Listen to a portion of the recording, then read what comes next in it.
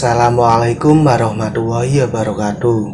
Perkenalkan, nama saya Denny Rahman dengan nomor induk mahasiswa 2120159, program studi pendidikan agama Islam. Di sini saya akan memandu jalannya tasawuf fikih ibadah seputar wudhu dan tayamum. Oke, langsung saja.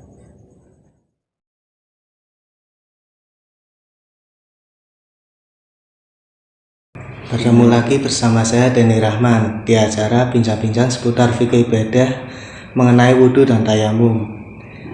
Di depan saya sudah ada Pak Ustadz Ibrahim. Assalamualaikum Pak Ustadz. Waalaikumsalam warahmatullahi wabarakatuh. Pada kesempatan kali ini saya akan sedikit bertanya mengenai wudhu dan tayamum.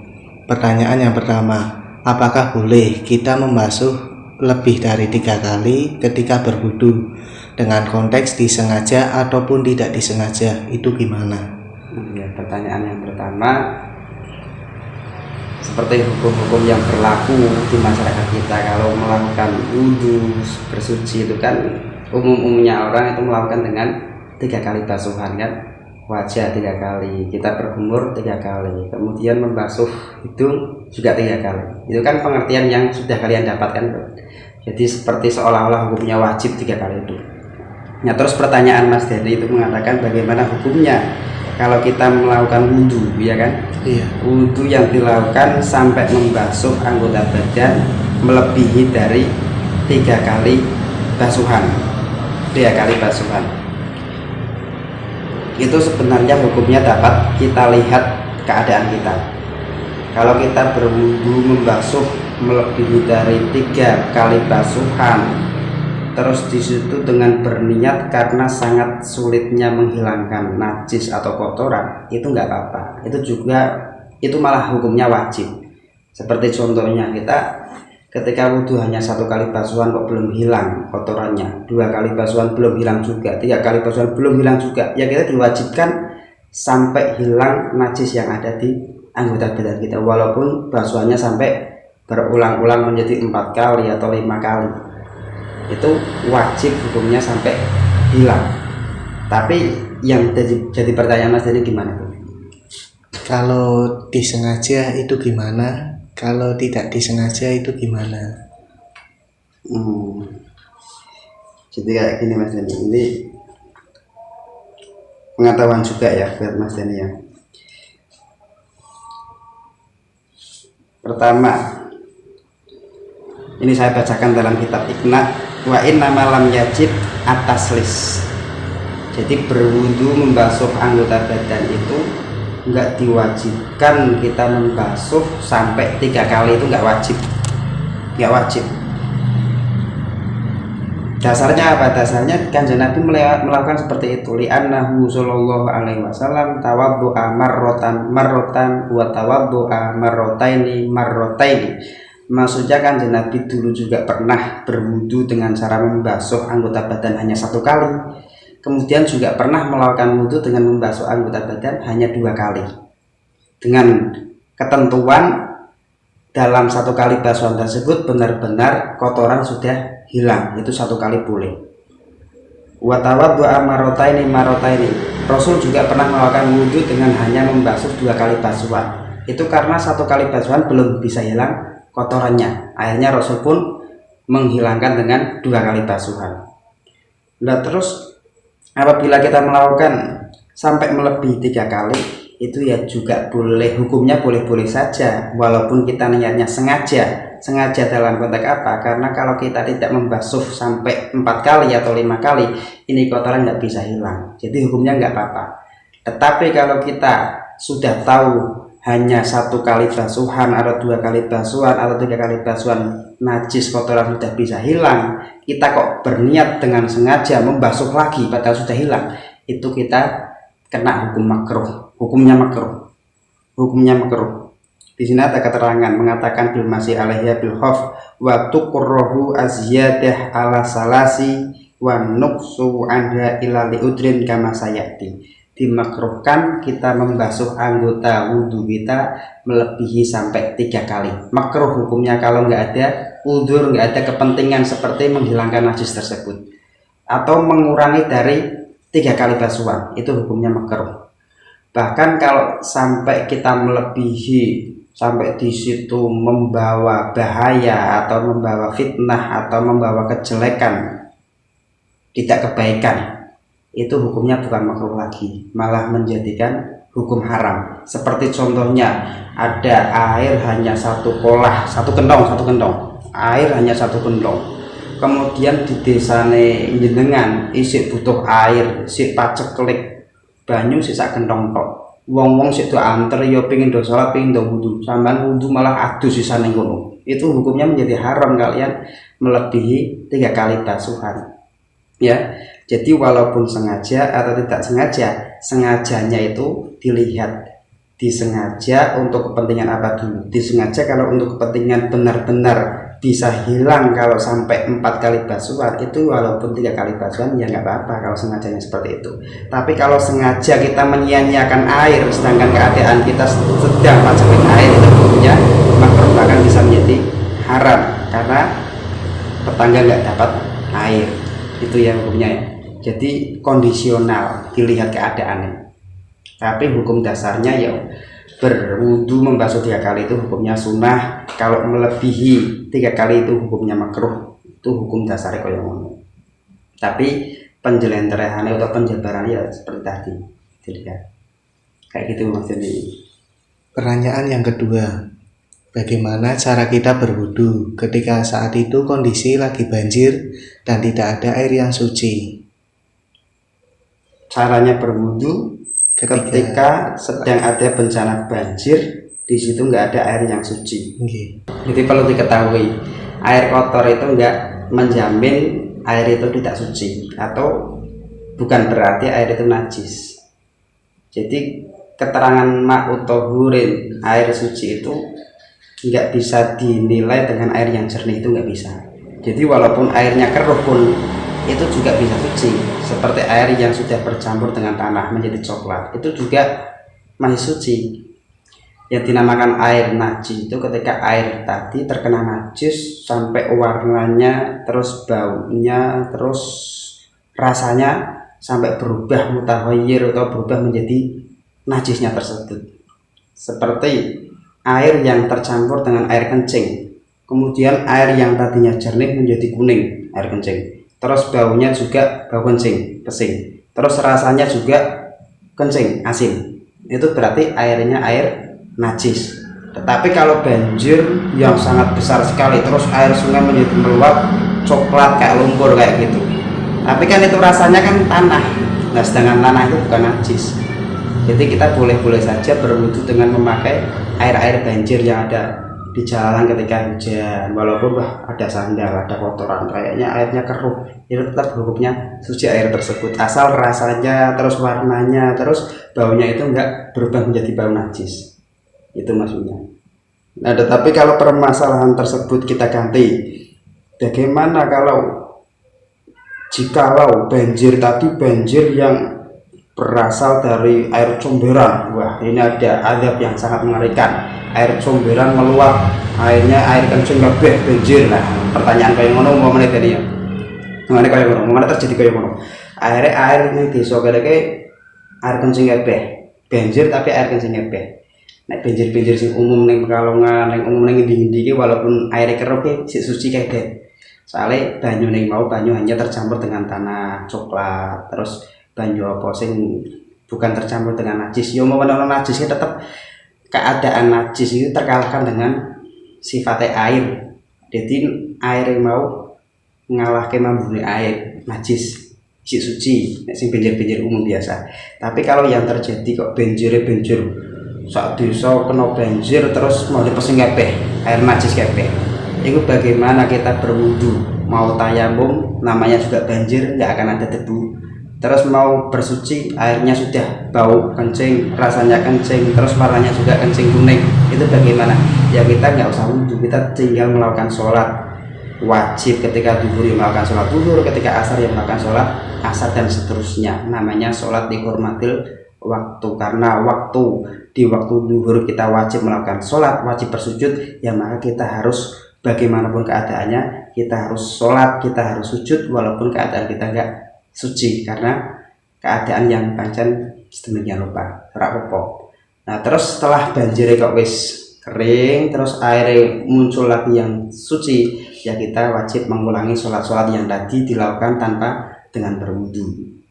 Itu praktek seperti itu juga dilakukan ketika kita naik di pesawat ya teman-teman. Naik di pesawat perjalanan jauh keliling dunia, di pesawat mendelai umpamanya toiletnya nggak keluar air, kehabisan air, terus mau tayamum pakai debu, neng pesawat terawat debu, itu sholat kita gimana? Ya cukup sholat aja, nggak usah wudhu, nggak apa-apa. Namanya sholat dihormatil waktu.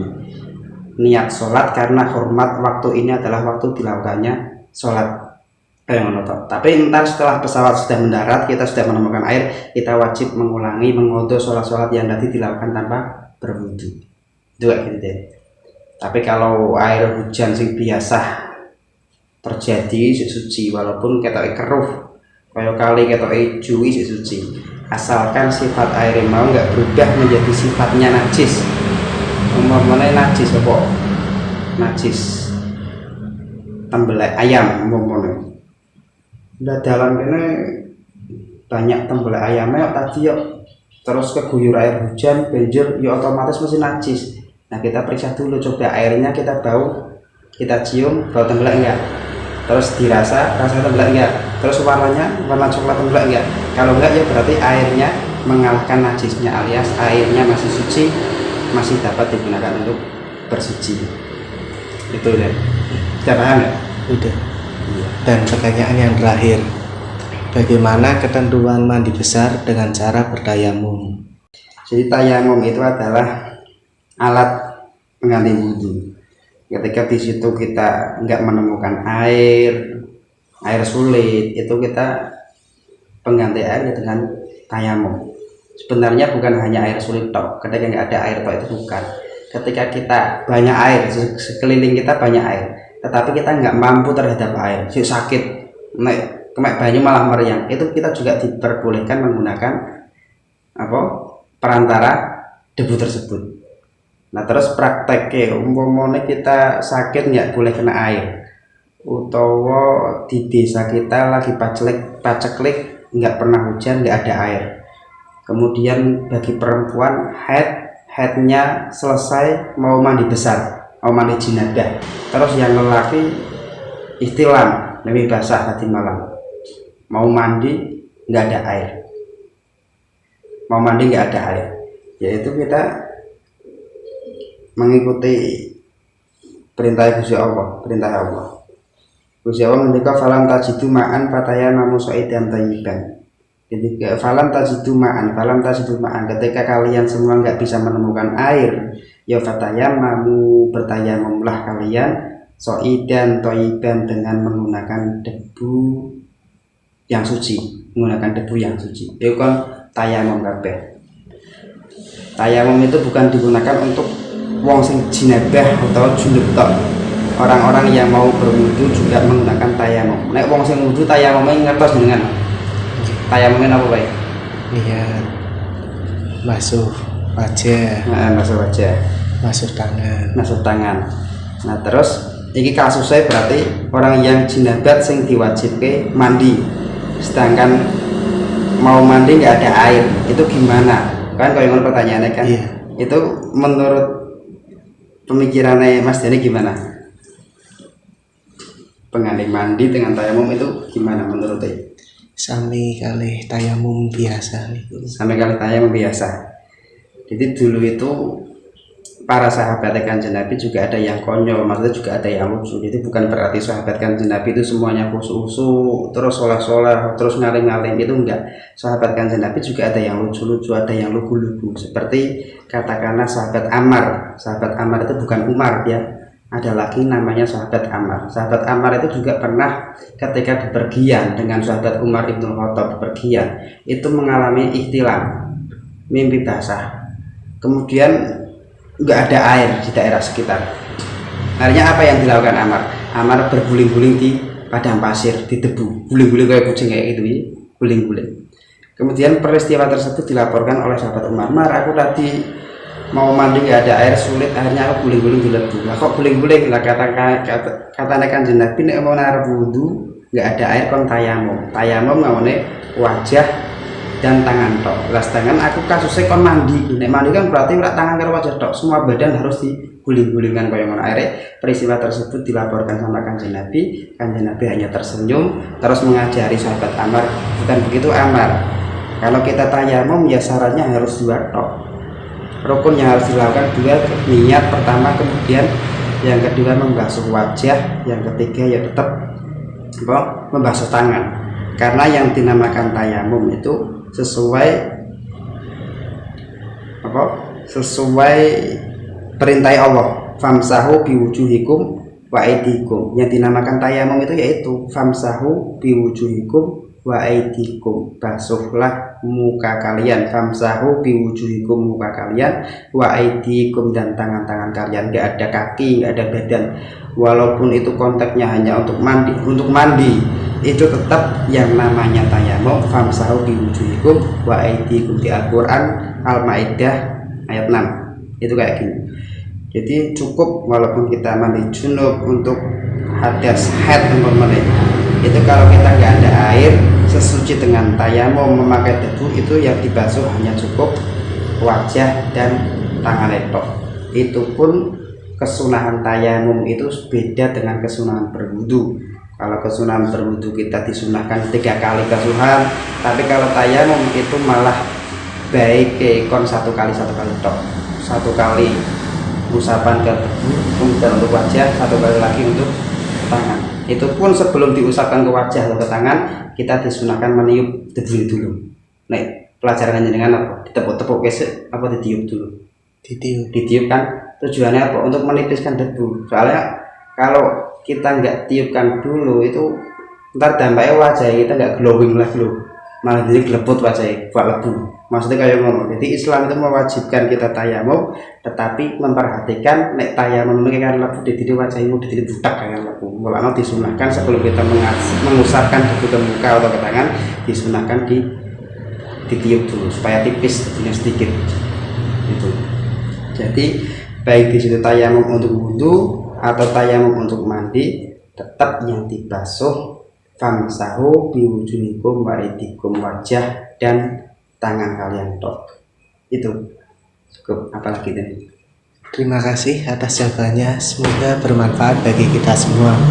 Assalamualaikum warahmatullahi wabarakatuh.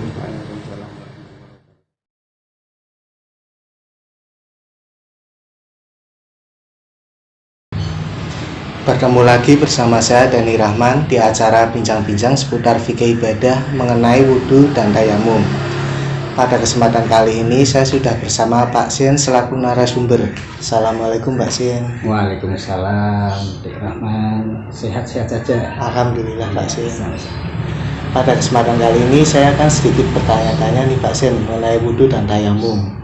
Pertanyaan yang pertama, apakah boleh kita membasuh lebih dari 3 kali dalam berwudu dengan konteks disengaja ataupun tidak disengaja? Itu gimana Pak Sien?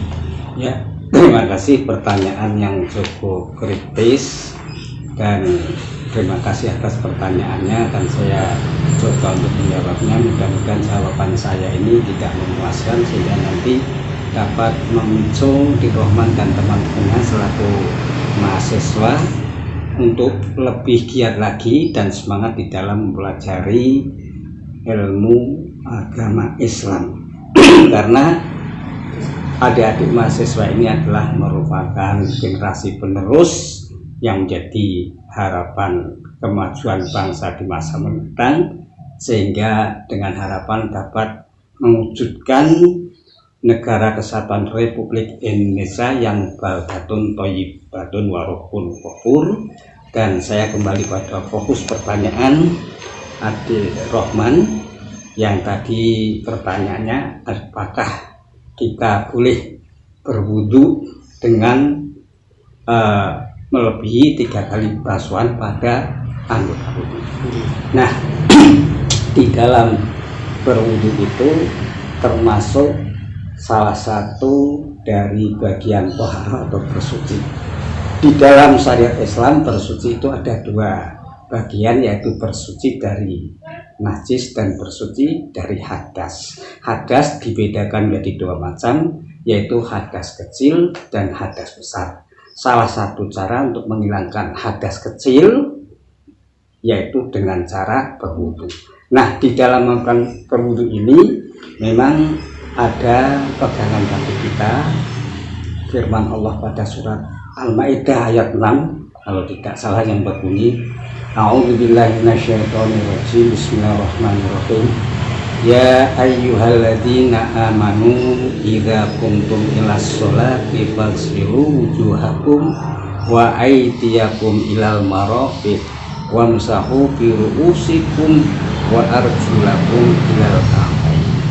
Intinya di dalam ayat tersebut ada 4 pekerjaan yang diperintahkan oleh Allah bagi orang-orang yang beriman yang hendak mendirikan sholat atau sembahyang. Yang pertama, ini tentunya dalam keadaan yang berhadas kecil, karena ayat ini adalah intinya menyangkut perintah untuk mengerjakan wudhu.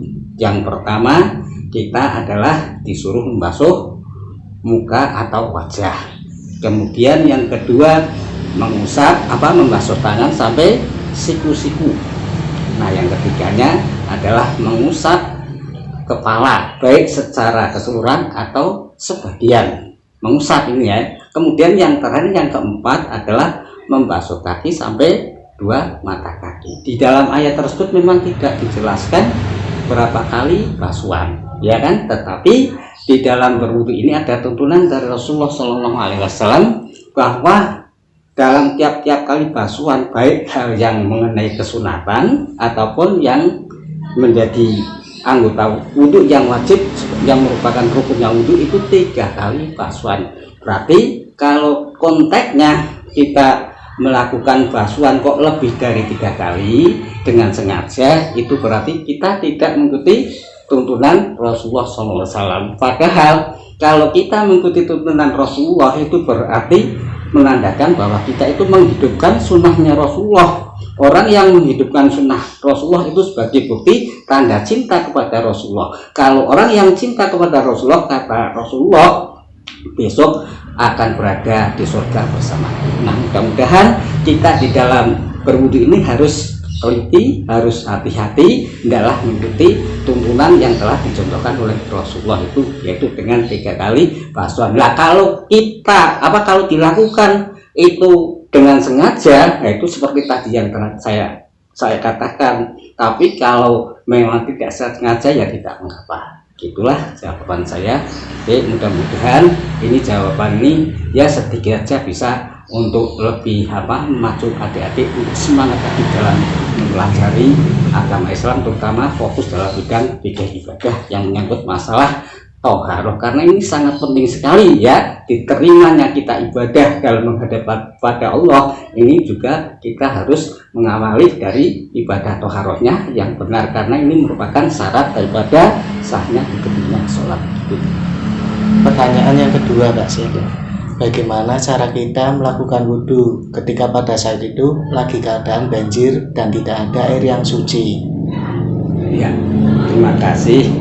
Tadi tambah ini memang masih berkisar tentang masalah toharoh ya.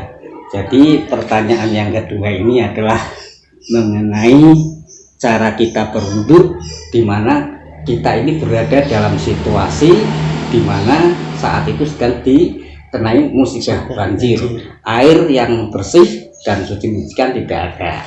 Nah, di sini berarti kita ini berada dalam situasi yang darurat.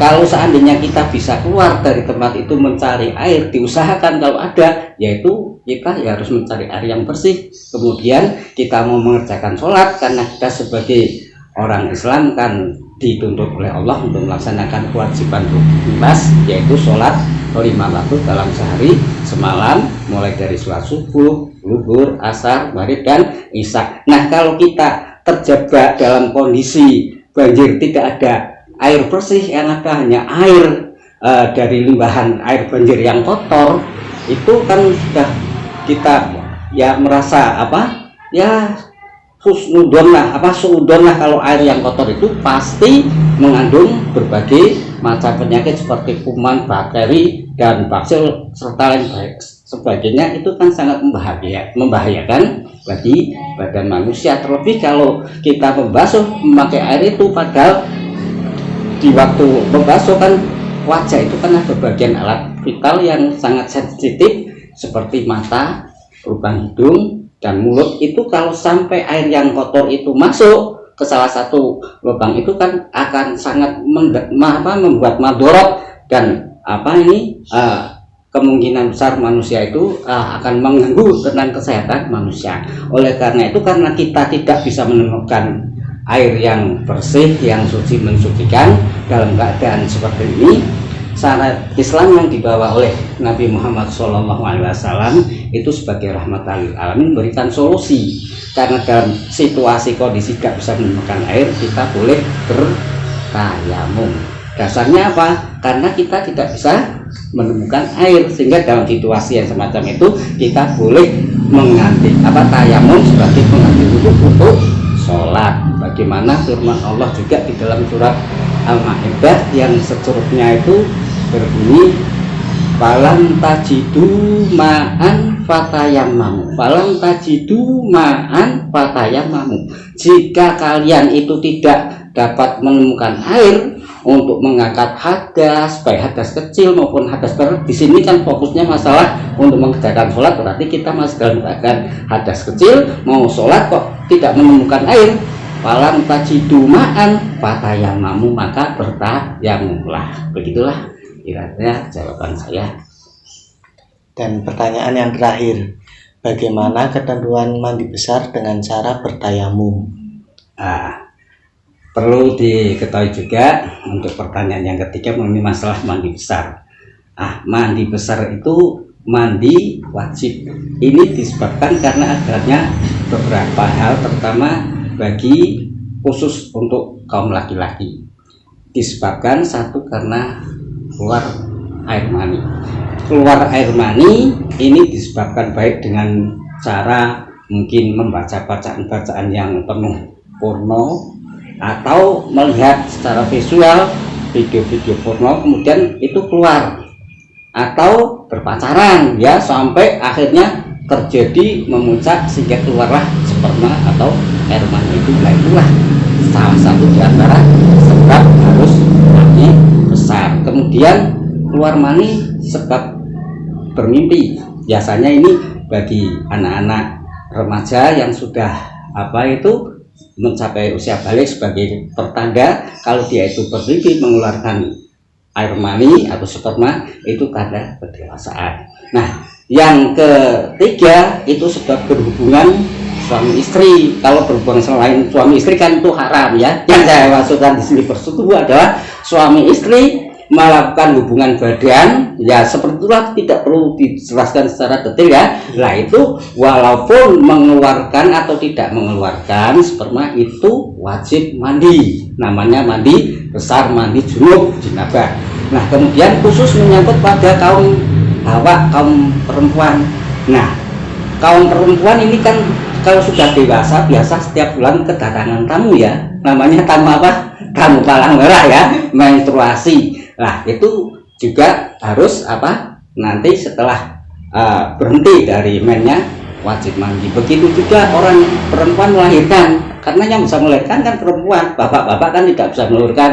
Bapak yang punya anak itu cuma salah satu si Nabi Adam, tapi kan Nabi Adam itu kan tidak melahirkan ya. Tapi kok di situ siapa? Siti Hawa itu kan diciptakan dari tulang rusuknya Nabi Adam. Nah kemudian yang terakhir itu habis melahirkan belum terakhir ini, berarti wanita yang baru melahirkan itu pun juga harus mandi, namanya mandi wajib, dinamakan mandi besar. Kemudian mandi dari nifas. Biasanya nifas dengan haid itu berbeda. Kalau haid itu kan tidak melahirkan, tapi kalau darah yang keluar setelah melahirkan itulah namanya darah nifas. Lah kalau ini biasanya melahirkan ada sekali secepat itu setelah melahirkan darah nggak keluar, tapi ada lagi ada juga wanita yang setelah melahirkan keluar, nanti mampet lagi keluar, mampet lagi. Lah itu namanya darah selama masih dalam batas waktu baru melahirkan, itu namanya darah nifas. Nah kalau itu sudah bersih juga ya wajib mandi, namanya mandi besar. Lah yang terakhir harus dimandikan karena meninggal dunia. Yang wajib mandikan yang hidup. Lah yang mati itu harus dimandikan, itu namanya juga mandi besar. Nah, kaitannya dengan masalah pertanyaan Adik Rahman itu tadi mengenai bagaimana ketentuan mandi besar dengan bertayamum. Nah, kita kembali lagi bahwa tayamum itu adalah sebagai solusi ganti daripada wudhu, termasuk juga mandi besar. Sehingga cara ketentuan mandi besar dengan tayamum ya sama seperti ketentuan tayamum pada pengganti wudhu. Jadi di dalam bertayamum adik pernah melaksanakan, mempraktekkan belum? Pernah. Nah itu biasanya rukun tayamum itu yang pertama apa? Rukunnya niat, terus mengusap wajah, terus mengusap tangan sampai siku. Lah itulah yang mana di dalam Al-Quran tadi pada ayat yang surat Al-Maidah tadi kan fa'ilam tajidu ma'an fatayamamu dengan apa? So'iban toyiban wamsahu biwujuhikum wa aidiakum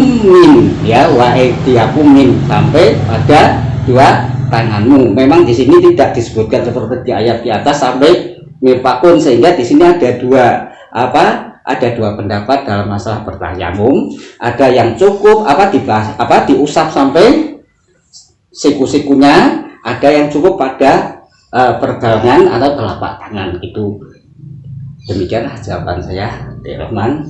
Barangkali ya mudah-mudahan tidak memuaskan lah, bisa semampu saya begitu jawabannya. Masih ada lagi? Cukup Pak Sen.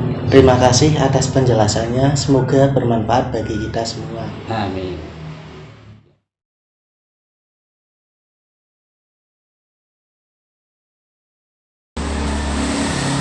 Bertemu lagi bersama saya Denny Rahman di acara Bincang-Bincang Fikih Ibadah seputar wudhu dan tayamum. Pada kesempatan kali ini saya sudah bersama Pak Arifin selaku narasumber. Assalamualaikum Pak. Waalaikumsalam warahmatullahi wabarakatuh. Di sini saya akan sedikit bertanya mengenai wudhu dan tayamum. Pertanyaan yang pertama, apakah boleh kita membasuh lebih dari 3 kali ketika berwudhu dengan konteks disengaja ataupun tidak disengaja? Itu gimana? Apakah boleh kita membasuh 3 kali di saat kita wudhu dalam konteks disengaja ataupun tidak disengaja? Jadi saya paparkan sebuah hadis yang mana di sini diriwayatkan oleh Abdullah bin Amr bin As. Beliau menceritakan, Ja'a Rabiun ila Nabi sallallahu alaihi wasallam yas'aluhu 'anil wudhu. Ja'a teka sapa Rabiun wong Arab ila Nabi sallallahu alaihi wasallam maring Kanjeng Nabi Muhammad sallallahu alaihi wasallam yas'aluhu hale napakake sapa si rajul ing Nabi anil wudhu dari permasalahan wudhu. Farahu kemudian merohake cara gampangnya ngajari saka Kanjeng Nabi ing rajul al wudhu'a ing wudhu salasan dengan 3 kali. Hakadha utai kaya mengkene mengkono al wudhu utai wudhu sing tak contohke nembe iki wudhu.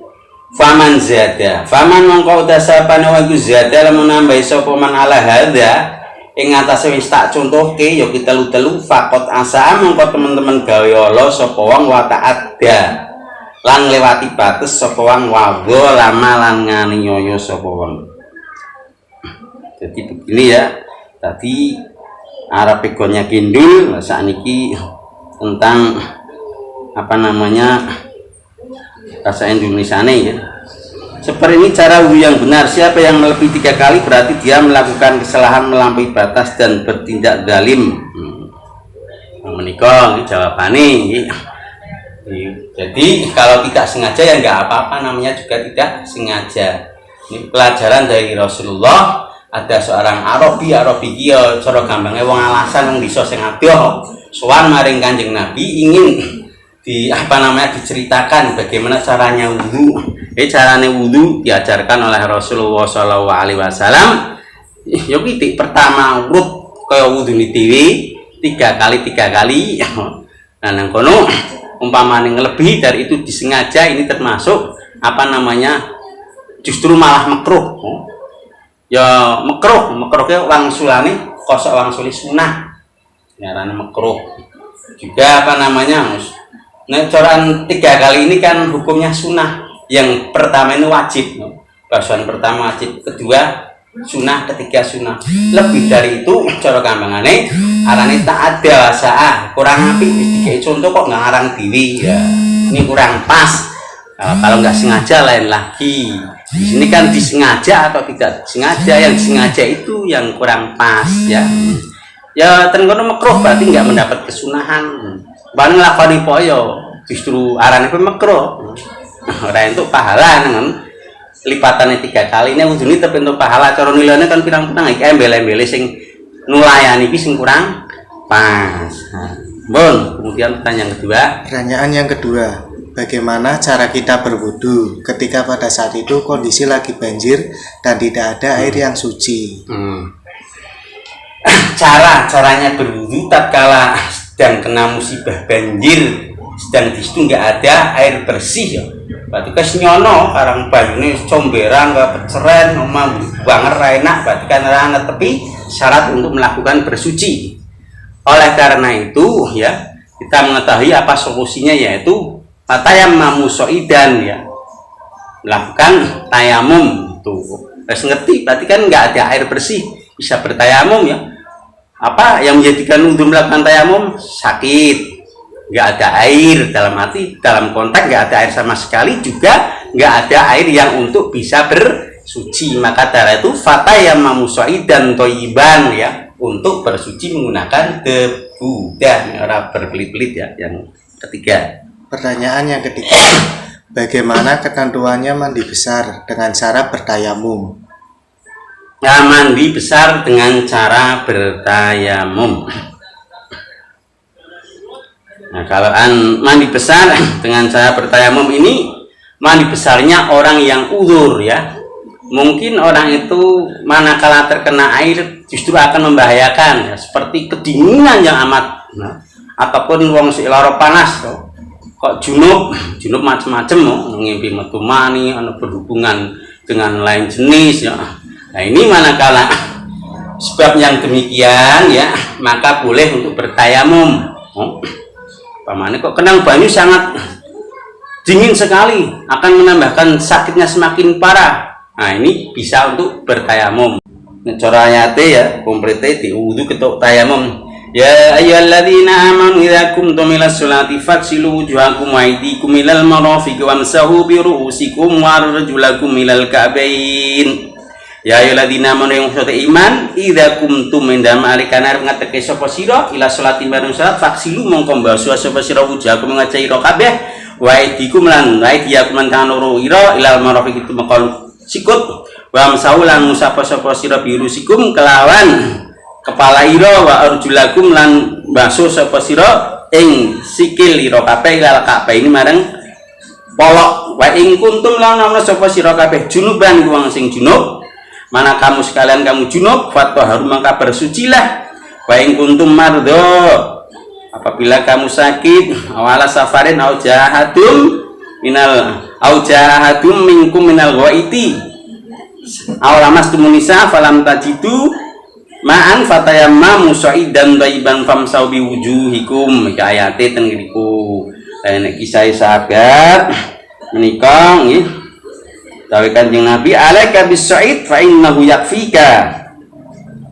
Menika Amr bin Yasir ya. Rasulullah SAW mengutusku untuk satu keperluan penting, kemudian aku mengalami junub. Amr bin Yasir iki dikongkon Kanjeng Nabi ya. Ya mbak dalam keadaan junub ya, mengalami junub dan aku tidak menjumpai air karena nggak ada air ya. Akhirnya aku berguling-guling kan urung orang ngerti dengan karang tayamum sing nggih wudu biko kae pemene junub kan adus nyong pak guling bae iki dipraktekke karan Amr bin Yasir kayaan kewan kucing adus nang lemah kan gendiling. Sesampainya di Madinah aku sampaikan hal ini kepada Nabi SAW, kemudian beliau menyarankan tayamum. Ini Kanjeng Nabi wis nek kowe iki tayamum bae kan kaya menawa Bali wadul maring Kanjeng Nabi yo. si Amr bin Yasir iki. Inna makana yafika antasna hakadha fadruka bika fi darbatan alal ardi summa nafadha summa masabihima dhuhara kaffai bisimali au dhuhara bisimalihi bikafi summa masabihima wajhahu. Iki tentang tayamum. Sekarang ngerti mau Amr bin Yasir guling-guling yang diajarke sing ada tayamum. Sebenarnya kamu cukup melakukan seperti ini. Beliau menepukkan kedua telapak tangannya di tanah, kemudian beliau meniupnya dan mengusapkannya kedua telapak tangannya, kemudian mengusap ke wajahnya. Dicontohkan oleh Nabi. Kita tayamum kau iki sir, yasir. Cara gamane kau iki ora guling-guling kaya kucing adus kae sir. Nah, orang junub yang tidak bisa mandi karena tidak memiliki air, dia wajib mandi setelah menemukan air dengan catatan maka orang banyu nek sono banyu kan adus mungkin sebagai sarane bersuci dzarurah. Dalam hadis Imran bin Husain di atas, setelah rombongan Nabi sallallahu alaihi wasallam memiliki banyak air, beliau memberikan seember air kepada sahabat yang junub agar digunakan untuk mandi. Kaya kuwi ceritane nggih. Ya menika ingkang kula terangke bab tentang tayamum. Isi sak semono mawon nggih. Berbelit to dosane ndelok kesuwen sungkan nggih. Kula kinten sikap semanten ingkang saged kula aturake bilih kathah klinta-klintiripun kula nyuwun pangagungipun pangapunten keranten semanten lah kan kemampuan saya di dalam masalah fikih mbok. Mengaten wassalamualaikum warahmatullahi wabarakatuh.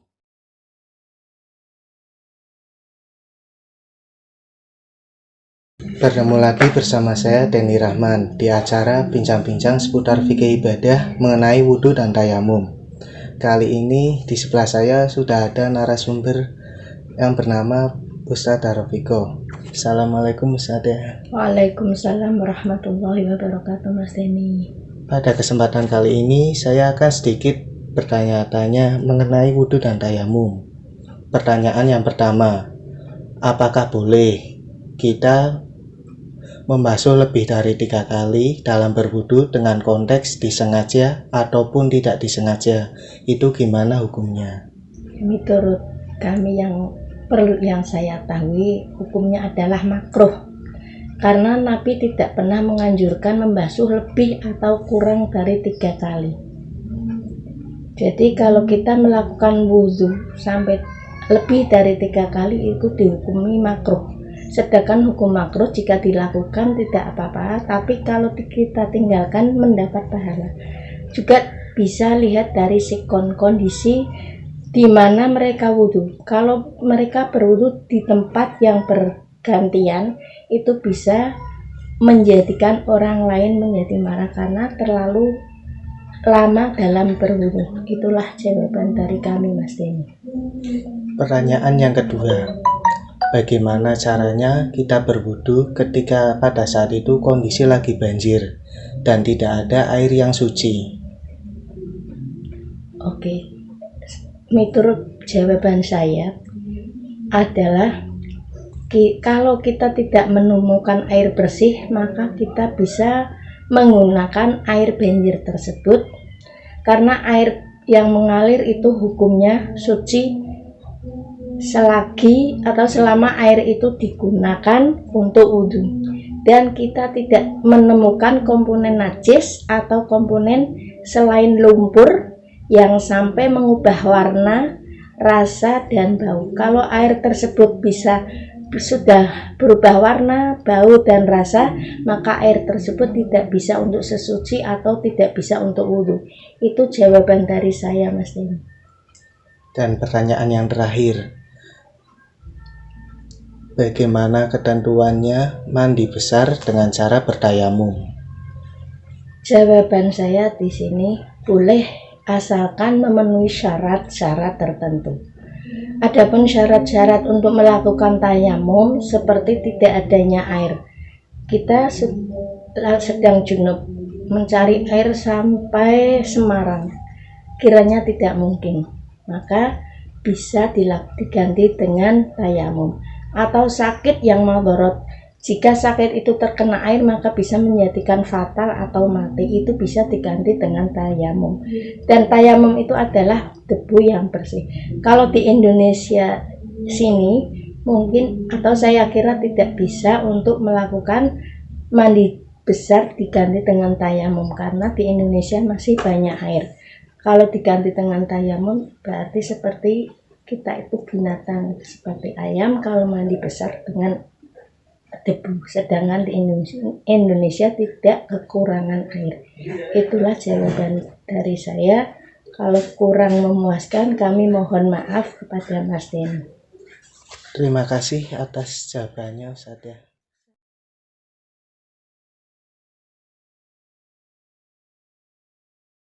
Bertemu lagi bersama saya Denny Rahman di acara bincang-bincang seputar fikih ibadah mengenai wudhu dan tayamum. Di sebelah saya sudah ada Bu Fidoh selaku narasumber. Assalamualaikum Bu Fidoh. Pada kesempatan kali ini saya akan sedikit bertanya mengenai wudhu dan tayamum. Pertanyaan yang pertama, apakah boleh kita membasuh lebih dari 3 kali dalam berwudhu dengan konteks disengaja ataupun tidak disengaja? Itu gimana? Boleh, tapi disunahkan untuk membasuh 3 kali. Oke, boleh, tapi disunahkan untuk basuhan 3 kali. Setiap masing-masing hal tersebut tidak diwajibkan, karena baginda Rasulullah SAW suatu ketika menjalani wudhu dengan cara membasuh 1 kali atau 2 kali. Oke. Tetapi seandainya membasuh lebih dari 3 kali, mengulang-ulang di saat kita berwudhu itu hukumnya makruh. Pertanyaan yang kedua, bagaimana cara kita berwudhu ketika pada saat itu kondisi lagi banjir dan tidak ada air yang suci dan bersih? Itu gimana? Itu dengan tayamum, tapi jika memenuhi daripada syarat tayamum tersebut. Ada beberapa syarat agar seseorang melakukan tayamum. Hal ini bisa jadi karena 1, tidak menemukan air, 2, ada air tetapi dapat menimbulkan dampak negatif pada tubuh jika digunakan seperti dalam keadaan sakit. Yang ketiga, ada air tapi dibutuhkan untuk yang lebih penting, semisal untuk minum. Dan pertanyaan yang terakhir, bagaimana ketentuan mandi besar dengan cara bertayamum? Ketentuan mandi besar dengan cara bertayamum. Tayamum adalah pengganti wudhu atau mandi sebagai alternatif ketika tidak ada air karena sakit. Tayamum dilakukan dengan mengusap muka dan kedua tangan dengan debu disertai niat. Tapi kalau memang seperti yang saya katakan dari yang atas, kalau memang benar-benar tidak ada air, ya caranya bertayamum. Cukup. Terima kasih atas jawabannya, semoga bermanfaat bagi kita semua. Assalamualaikum warahmatullahi wabarakatuh. Waalaikumsalam warahmatullahi wabarakatuh. Akhir kata yang bisa saya sampaikan, saya selaku moderator ingin meminta maaf jikalau ada perkataan yang kurang berkenan atau tidak pas. Wabillahi taufiq wal hidayah. Wassalamualaikum warahmatullahi wabarakatuh.